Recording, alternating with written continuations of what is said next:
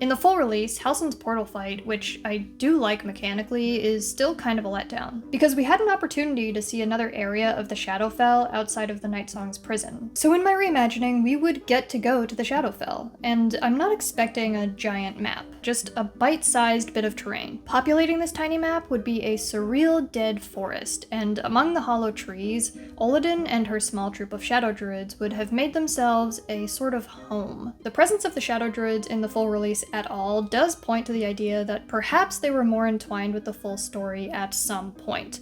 It does strike me as odd that they just show up that one time in Act 1 and then are never important again. Perched atop a stump as if it were a royal throne, Olodin would greet us in a voice that just oozes disdain and sarcasm. We'd also find out that the Shadow Druids have been permitted to dwell in the Shadowfell specifically because this particular sect is helping Ketheric maintain the Shadow Curse on the land. For this reason, they possess an ability that allows them to penetrate the most potently polluted areas without injury.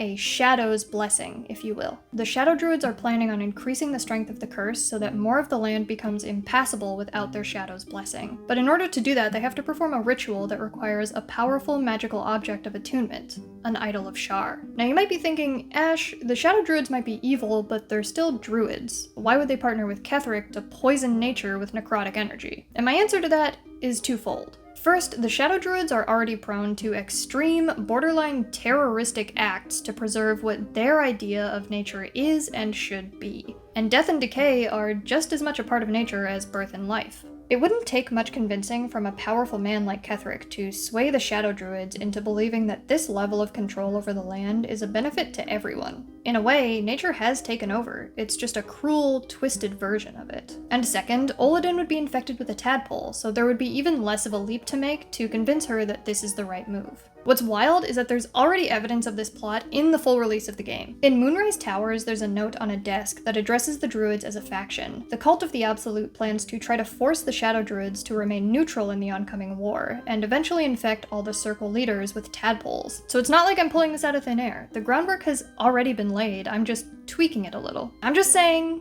it's all there.